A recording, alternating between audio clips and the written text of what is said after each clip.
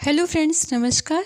आज के वीडियो में हम सावन के सोमवार की व्रत कथा श्रवण करेंगे, जो कि इस प्रकार है। एक साहूकार बहुत ही धनवान था। उसको धन आदि किसी बात की कोई कमी नहीं थी, परंतु पुत्र न होने के कारण वह अत्यंत दुखी रहता था। वह इसी चिंता में रात दिन रहता था और इसलिए वह पुत्र की कामना के लिए प्रति सोमवार को शिवजी का व्रत और पूजन किया करता था। संध्या काल को शिवजी के मंदिर में जाकर दीपक जलाया करता था। उसके इस भक्ति भाव को देखकर एक समय श्री पार्वती जी ने शिवजी महाराज से कहा कि हे महाराज, यह साहूकार आपका अत्यंत भक्त है और सदैव आपका व्रत और पूजन बड़ी श्रद्धा से करता है, अतः इसकी मनोकामना पूर्ण करनी चाहिए। शिवजी ने कहा कि पार्वती जी, यह संसार कर्म क्षेत्र है। जैसे किसान खेत में जैसा बीज बोता है वैसा ही फल काटता है, उसी प्रकार इस संसार में जो जैसा कर्म करता है वैसा ही फल भोगते हैं। पार्वती जी ने अत्यंत आग्रह से कहा कि महाराज, जब यह आपका ऐसा भक्त है और यदि इसको किसी प्रकार का दुख है तो उसको अवश्य दूर करना चाहिए, क्योंकि आप तो सदैव अपने भक्तों पर दया करते हैं, उनके दुखों को दूर करते हैं। यदि आप ऐसा नहीं करेंगे तो मनुष्य क्यों करे आपकी सेवा, व्रत पूजन करेगा।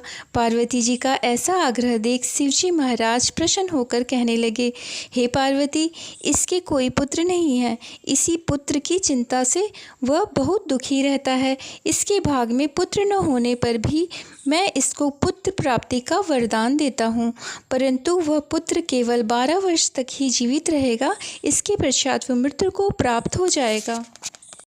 इससे अधिक मैं और कुछ इसके लिए नहीं कर सकता। यह सब बात साहूकार सुन रहा था। इससे उसको न ही कुछ प्रशंसा हुई और न ही कुछ दुख हुआ। वह पूर्ववत वैसे ही शिवजी महाराज का सोमवार का व्रत और पूजन करता रहा। कुछ समय व्यतीत हो जाने पर साहूकार की स्त्री गर्भवती हुई और 10वें महीने उसके गर्भ से अति सुंदर पुत्र की प्राप्ति हुई। साहूकार के घर में बहुत खुशियां मनाई गई, परंतु साहूकार ने उसको केवल 12 वर्ष की आयु जानकर अधिक प्रशंसा प्रकट नहीं की और ना ही किसी को भेद बताया। जब वह 11 वर्ष का हो गया तो उस बालक की माता ने उसके पिता से उसके विवाह आदि के लिए कहा, परंतु वह साहूकार कहने लगा, मैं अभी इसका विवाह नहीं करूँगा और काशी जी पढ़ने के लिए भेजूँगा। फिर उस साहूकार ने अपने साले अर्थात बालक के मामा को बुलाकर उसको बहुत सा धन देकर कहा, तुम इस बालक को काशी जी पढ़ने के लिए ले जाओ और रास्ते में जिस जगह भी जाओ वहाँ यज्ञ करते, दान देते तथा ब्राह्मणों को भोजन कराते जाओ। इस प्रकार वह दोनों मामा भांजे सब जगह यज्ञ करते और ब्राह्मणों को भोजन कराते जा रहे थे। रास्ते में उनको एक शहर पड़ा। उस शहर के राजा की कन्या का विवाह था और दूसरा राजा का लड़का जो विवाह के लिए बारात लेकर आया था वह एक आंख से काना था। लड़के के पिता को इस बात की बड़ी चिंता थी कि कहीं वर को देख कन्या के माता पिता विवाह में किसी प्रकार का अड़चन पैदा न कर दें। इस कारण जब उसने अति सुंदर सेठ के लड़के को देखा तो मन में विचार किया कि क्यों न दरवाजे के समय पर इस लड़के से विवाह का कार्य करा लिया जाए। ऐसा विचार कर राजा ने उस लड़के और उसके मामा से कहा तो वह राजी हो गए और साहूकार के लड़के का स्नान आदि करा, वर के कपड़े पहना तथा घोड़ी पर चढ़ा दरवाजे पर ले गए और बड़ी शांति से सब कार्य हो गया। अब वर के पिता ने सोचा, यदि विवाह का कार्य भी इसी लड़के से करा दिया जाए तो क्या बुराई है। ऐसा विचार करके उसके मामा से कहा, यदि आप फेरों और कन्यादान का काम भी करा देते तो आपकी बड़ी कृपा होगी और हम इसके बदले में आपको बहुत सा धन देंगे।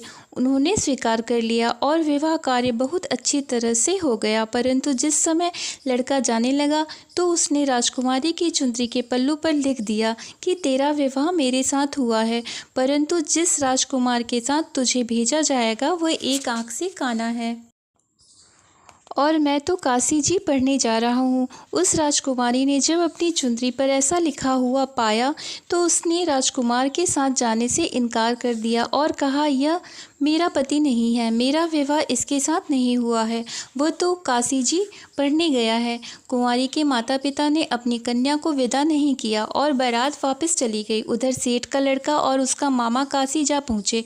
वहाँ जाकर उन्होंने यज्ञ करना और लड़के ने पढ़ना शुरू कर दिया। जब लड़के की आयु 12 वर्ष की हो गई तब एक दिन उन्होंने यज्ञ रच रखा था कि उस लड़के ने अपने मामा से कहा, मामा जी आज मेरी तबीयत कुछ ठीक नहीं है। मामा ने कहा कि अंदर जाकर सो जाओ। लड़का अंदर जाकर सो गया और थोड़ी देर में उसके प्राण निकल गए। जब उसके मामा ने आकर देखा कि वह मुर्दा पड़ा है तो उसको बड़ा दुख हुआ और उसने सोचा कि मैं अभी रोना पीटना मचा दूंगा तो यज्ञ का कार्य अधूरा रह जाएगा। अतः उसने जल्दी से यज्ञ का कार्य समाप्त कर ब्राह्मणों के घर जाने के पश्चात रोना पीटना आरंभ कर दिया। संयोगवश उस समय शिवजी महाराज और पार्वती जी उधर से जा रहे थे।